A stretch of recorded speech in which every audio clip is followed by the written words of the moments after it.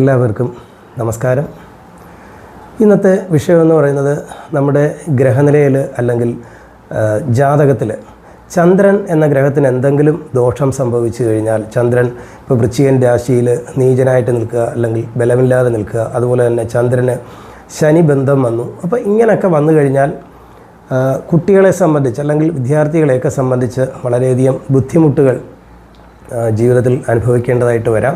കാരണം ചന്ദ്രൻ എന്ന് പറഞ്ഞാൽ മനസ്സിൻ്റെ കാരകനാണ്. അപ്പോൾ വിദ്യാഭ്യാസപരമായിട്ട് പഠിച്ച വിഷയങ്ങൾ മറന്നു പോവുക, അതുപോലെ തന്നെ പല പ്രധാനപ്പെട്ട കാര്യങ്ങളിൽ നിന്ന് ഒഴിഞ്ഞു മാറിപ്പോവുക, ഇങ്ങനെയൊക്കെയുള്ള വിഷയങ്ങൾ കുട്ടികൾക്ക് വരാം. ഇത് മാതാപിതാക്കൾ സത്യം പറഞ്ഞാൽ ശ്രദ്ധിക്കേണ്ടതാണ്.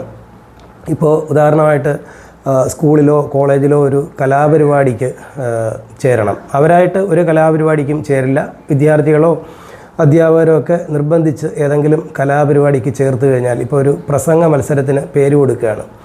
ആ പേര് കൊടുക്കുന്ന നിമിഷം മുതൽ ഇവർക്ക് ഓവർ ടെൻഷനായിരിക്കും. അതുപോലെ വീട്ടിൽ വന്നു കഴിഞ്ഞാൽ ഉറക്കമില്ലാത്ത അവസ്ഥ, പിന്നെ ഈ പരിപാടിക്ക് എങ്ങനെ പോകും, എങ്ങനെ സ്റ്റേജിൽ കയറും, എങ്ങനെ ഞാൻ പ്രസംഗിക്കും, എങ്ങനെ ഞാൻ ആൾക്കാരെ ഫേസ് ചെയ്യും എന്നൊക്കെയുള്ള ഓവറായിട്ടുള്ള ചിന്ത ഇവരെ ഇങ്ങനെ അലട്ടിക്കൊണ്ടിരിക്കും.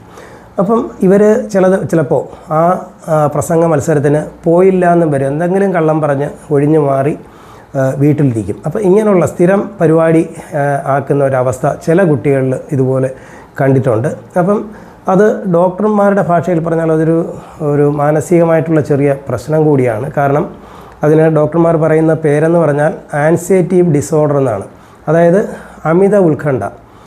അതുപോലെ തന്നെ തലച്ചോറിലെ ചെറിയ ഈ രാസവസ്തുക്കളുടെ കുറവ് മൂലവും ഈ ഒരു അവസ്ഥ സംഭവിക്കുമെന്നാണ് ഡോക്ടർമാർ പറയുന്നത്. അതായത് നമുക്ക് സന്തോഷം തരുന്ന ചില രാസവസ്തുക്കളുണ്ട്, അതായത് സെറിട്ടോൺ, ഡോപ്പാമിൻ എന്നൊക്കെ പറഞ്ഞ് തലച്ചോറിനകത്ത് ഇങ്ങനെയുള്ള രാസവസ്തുക്കളുണ്ട്. അപ്പോൾ അതിൻ്റെ കുറവ് വന്നാലും ഇതുപോലുള്ള വിഷയങ്ങൾ വരുമെന്നാണ് ഡോക്ടർമാർ പറയുന്നത്. അതുകൊണ്ട് എന്തായാലും ഇങ്ങനെയുള്ള വിഷയമുള്ള കുട്ടികളെ മാതാപിതാക്കൾ പ്രത്യേകം ശ്രദ്ധിക്കുക. ഒരു സൈക്കാട്രിസ്റ്റിനെ കാണിച്ച് അത് നേരെയാക്കാനായിട്ട് ശ്രമിക്കുക. ആദ്യം തന്നെ കൗൺസിലിംഗ് ഒക്കെ കൊടുത്ത് ചിലപ്പോൾ നേരെയാവും. ഇല്ലെന്നുണ്ടെങ്കിൽ ചെറിയ രീതിയിലുള്ള ഈ സെറിട്ടോണിൻ്റെയും ഡോപ്പാമിൻ്റെയൊക്കെ അളവ് കൂട്ടാനുള്ള ചില മെഡിസിൻസൊക്കെ ഉണ്ട്. അതൊക്കെ ചിലപ്പോൾ കൊടുക്കേണ്ടി വരും. പല മാതാപിതാക്കൾക്കും പേടിയാണ് സൈക്കാട്രിസ്റ്റിനെ കാണാൻ പോകുന്നതെന്ന് പറയുമ്പം തന്നെ, ഇനി നമ്മുടെ അയൽവക്കത്തുള്ള ആരെങ്കിലും കണ്ടു കഴിഞ്ഞാൽ എൻ്റെ മോന് അല്ലെങ്കിൽ മോൾക്ക് വട്ടാണോ എന്നൊക്കെ ചിന്തിക്കും എന്നൊക്കെയുള്ള മിഥ്യാധാരണകളുണ്ട്, മാതാപിതാക്കളുണ്ട്. അപ്പോൾ അങ്ങനൊന്നും വേണ്ട. കാരണം അവർ ഇതിനെപ്പറ്റിയൊക്കെ ആധികാരികമായിട്ട് പഠിച്ച വ്യക്തികളാണ്.